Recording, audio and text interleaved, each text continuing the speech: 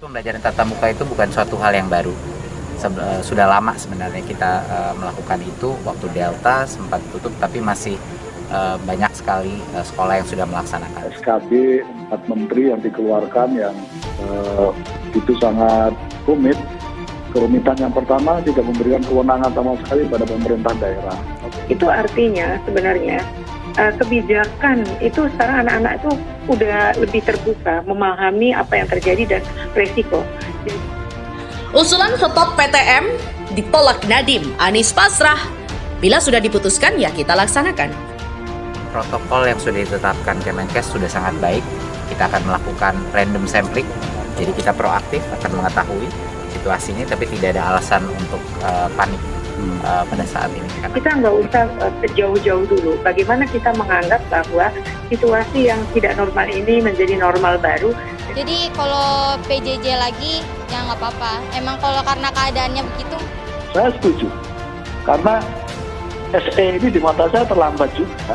Jika kita tidak segera memulai PTM terbatas, kita juga perlu mengingat dampak jangka panjang dari resiko tersebut. Kalau saya pribadi sih lebih suka PTM 100% karena tentunya memiliki peluang untuk bertemu dengan banyak teman. Jadi kenapa Jakarta saya dorong 100%? Situasinya jauh lebih serius dari yang dilaporkan. Tentu Ibu dan Bapak sudah memahami bahwa masa depan Indonesia sangat bergantung pada SDM, sehingga tidak ada tawar-menawar untuk pendidikan, terlepas dari situasi yang kita hadapi. Gubernur DKI Jakarta Anies Baswedan sempat mengusulkan agar kegiatan pembelajaran tatap muka atau PTM dihentikan sepenuhnya. Namun, usulannya ditolak oleh Menteri Pendidikan, Kebudayaan, Riset, dan Teknologi Nadiem Makarim. Nadiem memutuskan PTM dijalankan 50%, artinya kegiatan PTM dicampurkan dengan pembelajaran jarak jauh PJJ di tengah merebaknya angka penularan COVID.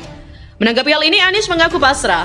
Dia menyebut pihaknya akan mengikuti keputusan pemerintah menjalankan PTM 50%. Kita jalankan sesuai dengan keputusan dari 4 menteri, kata Anies. Anies mengakui memang pernah mengusulkan agar kegiatan belajar mengajar sepenuhnya dijalankan secara daring atau online. Namun, Anies tidak bisa mengambil keputusan sesuai dengan aturan pemerintah saat ini. Beda lagi, kata Anies, jika saat ini masih menerapkan aturan PSBB, saat itu ia sebagai kepala daerah punya wewenang untuk mengambil keputusan. Luhut Binsar Panjaitan menolak usulan penghentian PTM dari Anies Baswedan. Gubernur DKI akui akan patuh. Gubernur Anies Baswedan sempat mengusulkan untuk pemberlakuan PTM di DKI diberhentikan sementara selama kurang lebih 1 bulan.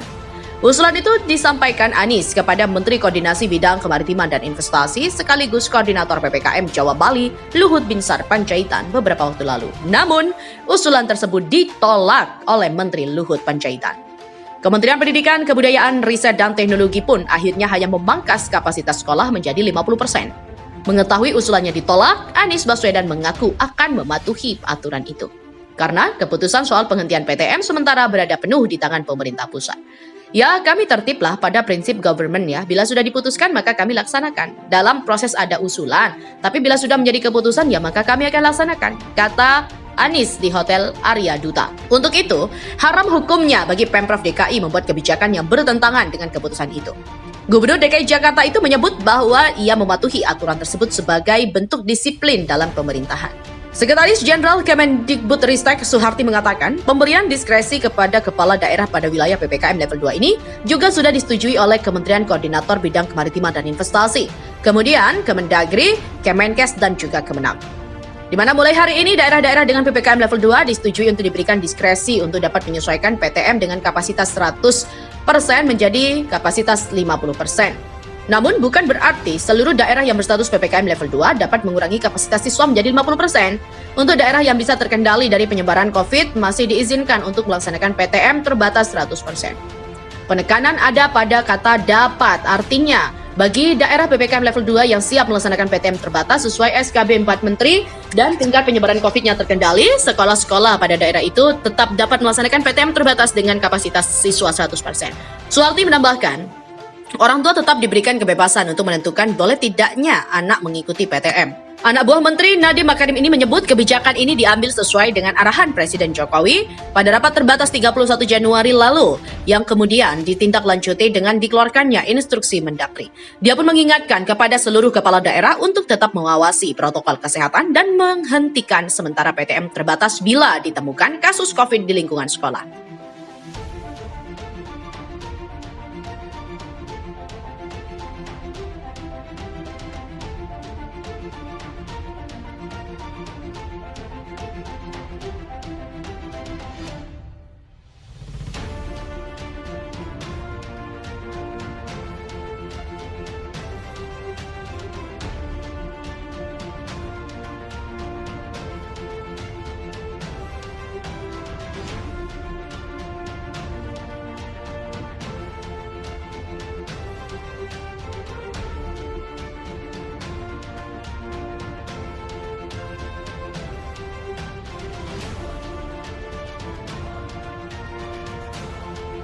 Borok Fadlizon diumbar, anak buah Luhut.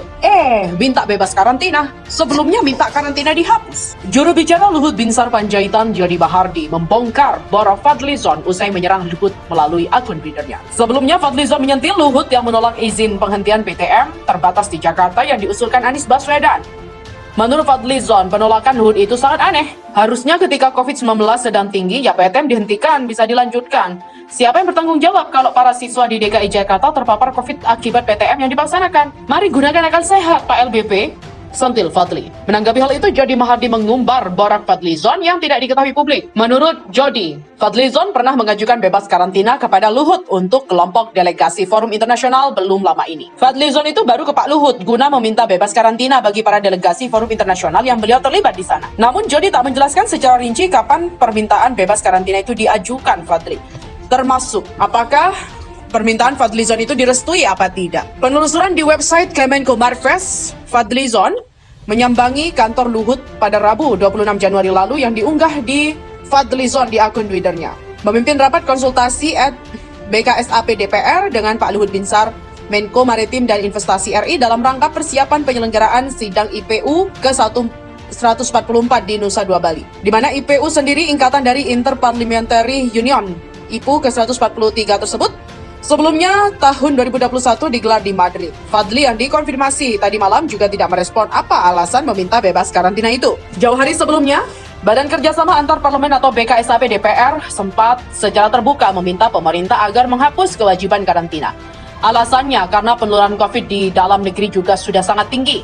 Dengan kasus COVID-19 Omikron yang sudah belasan ribu dari penularan lokal, maka di mana relevansinya karantina? Logikanya karantina dihapus aja, kata Fadli. Fadlizon juga dibongkar Jody mendapatkan respon banyak warganet. Akun seperti Eko Priyo Bondowo mengaku masih bingung.